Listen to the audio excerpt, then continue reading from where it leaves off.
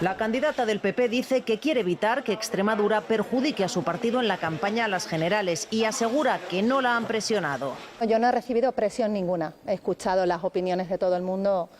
Aunque reconoce que su contundencia contra Vox sí ha tenido consecuencias. La claridad lo que provoca no es otra cosa que enfrentamiento, que odio, que ira, y de eso de verdad huyo como si de la peste se tratase. Hoy asegura que su posición con los de Abascal es la misma, aunque ella no dice abiertamente que no les quiere en el gobierno. Tampoco ellos lo han exigido hoy. Nosotros vamos a sentarnos con la señora Guardiola y vamos a ver todas las posibilidades que se van encima de la mesa. Para llegar a un acuerdo, Guardiola le ha pedido tiempo a la presidenta de la Asamblea de Extremadura. Que mantengan en stand-by la intención de Guillermo Fernández Vara de una investidura fallida. El socialista Fernández Vara recuerda que ganó las elecciones y justifica así su decisión de presentarse como candidato, aunque no tiene los apoyos necesarios. Se pone la cara, se la parten a uno, pero empieza a correr el tiempo. Esto no está hecho para cobardes, ni para acomodados. Y asegura que la candidata del PP actúa bajo el dictado del presidente de su partido.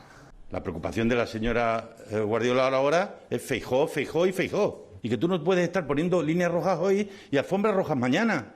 Es lo mismo que piensa Unidas por Extremadura. Que a ella no le mandan los extremeños y las extremeñas. Que a ella, a quien le manda obviamente, es Feijóo y Génova.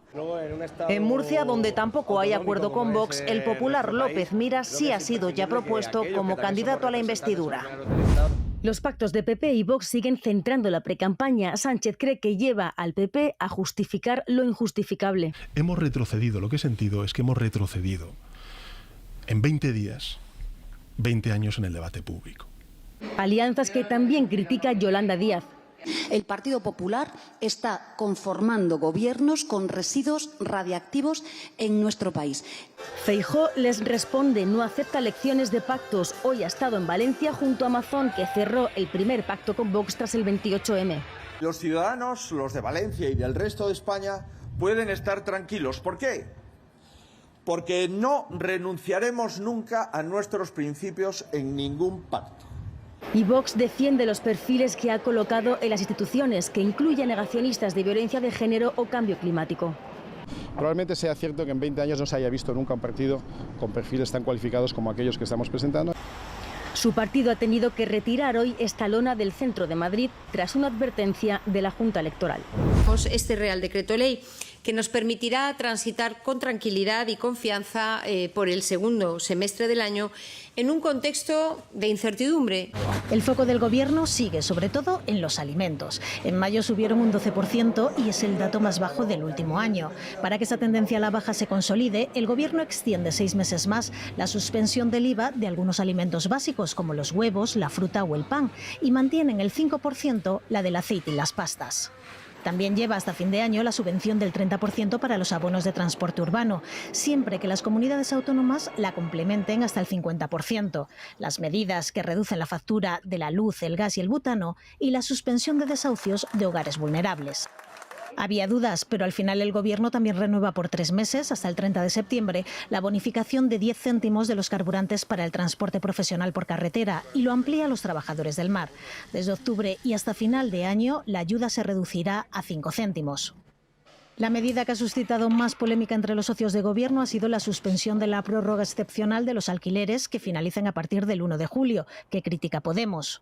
También hay nuevas medidas, algunas que se iban a quedar en el tintero por el adelanto electoral, como la deducción del 15% en el IRPF por la compra de un vehículo eléctrico o por la instalación de baterías. Este paquete de medidas moviliza 3.800 millones de euros adicionales.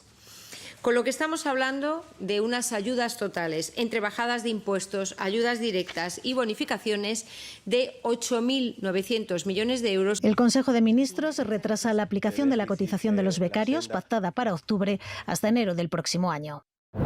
La conversación de la Tora tuvo lugar aquí, en su club de golf de Nueva Jersey. Fue en julio de 2021, cuando Trump ya no era presidente. El magnate pasaba el rato con personas cercanas a él y ahí empezó a contar sin pudor que tenía información clasificada del Pentágono relacionada con un posible ataque a Irán. Según el audio difundido por la CNN, llega a decir directamente «estos son los documentos» y reconoce que son altamente confidenciales, que no estaban desclasificados y por tanto que seguían siendo secretos. Algo que el expresidente ha negado siempre en mítines, entrevistas o ante el juez. Hace 2 semanas, de hecho, se declaró inocente por esto, pero también se ha puesto a la defensiva cuando ha recibido acusaciones. Después de ese juicio, decía que es algo que ha hecho cualquier otro presidente y aseguraba que él tenía derecho a coger todos los documentos que quisiera. Y ahora, después de esta revelación, vuelve a hablar de caza de brujas, de manipulación del audio y de interferencia electoral. Un audio que podría ser la estocada definitiva para Trump en este caso. La justicia ya conocía el contenido de esta grabación y ahora que ha podido escucharlo íntegro, podría utilizarlo como su gran prueba de cara al juicio del 14 de diciembre. El expresidente se enfrenta a 37 cargos penales y con esta filtración su imagen entre rejas parece un poco más real.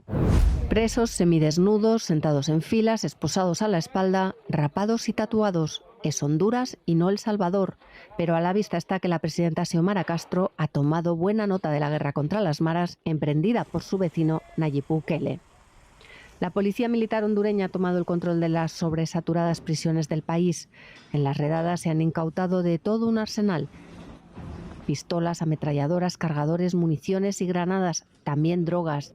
El gobierno está determinado a acabar con la violencia carcelaria y la relacionada con el narcotráfico. La represión coincidía con los funerales por una de las 11 víctimas masacradas este sábado en un billar en Choloma, aunque la gota que colmó el vaso fue la masacre hace una semana de 46 reclusas. Estos hechos criminales se pudieran derivar también como una especie de venganza. Durante un año la policía militar no solo gestionará las prisiones, también entrenará y formará a los nuevos guardias. Unos 20.000 reclusos conviven en las cárceles hondureñas que están superpobladas, un 34,2% sobre su capacidad, según el último informe de Naciones Unidas. Rusia quiere dar por zanjado ese motín. Hoy la Fiscalía, de hecho, ha dado ya carpetazo al caso penal horas después de que Putin ofreciera a los milicianos pasarse al ejército o exiliarse a Bielorrusia. El presidente de ese país, Alexander Lukashenko, ha hablado esta mañana, pero no ha confirmado, Lara Prieto, si el líder de los Wagner está allí en su país.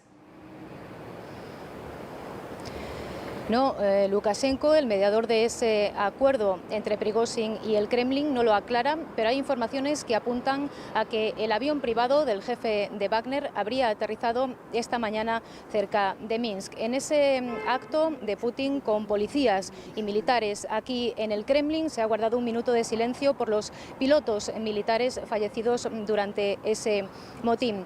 El presidente ruso ha dicho que Wagner es una milicia financiada en su totalidad por el Estado ruso. En solo un año, asegura, han recibido más de 1.000 millones de dólares de dinero público. Este martes hemos sabido que se ha archivado la causa penal contra Wagner por rebelión armada. A sus soldados Putin les ha ofrecido firmar un contrato con el ejército, irse a sus casas o al exilio en Bielorrusia. Por defensa sabemos que Wagner va a entregar el equipamiento pesado a las fuerzas armadas rusas, pero seguirán activos en otras partes del mundo. Según Lukashenko, se está intentando agitar la región y desorientar a su gente para imponer nuevas reglas y un nuevo orden mundial. Un orden en el que, según ha precisado, ya no estarán sus países y sus pueblos.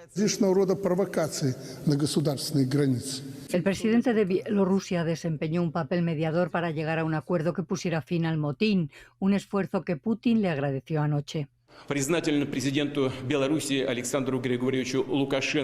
Era la primera vez que Putin se dirigía al país tras los sucesos del fin de semana. En su discurso acusó a Occidente de pretender que Rusia se ahogase en una sangrienta guerra civil. И неонацисты в Киеве, и их западные покровители, и разного рода национал-предатели хотели, чтобы солдаты России убивали друг друга. Putin ha reconocido que hubo bajas durante el incidente del sábado. En concreto, ha rendido homenaje a los pilotos caídos, aunque no ha precisado cuántos han sido. El presidente ruso ha reiterado su compromiso de no actuar contra los mercenarios, a los que ha ofrecido 3 salidas: permanecer como soldados en el ejército ruso, volver a sus casas o exiliarse en Bielorrusia. En este país se encontraría desde hoy, según fuentes de Estados Unidos, el líder del grupo Wagner, Yevgeny Prigozhin, en paradero desconocido desde el domingo. Los mercenarios están comenzando a devolver su equipamiento militar a las Fuerzas Armadas, según fuentes del Ministerio de Defensa ruso. Putin se reunió anoche con la cúpula de defensa para analizar la situación actual del país.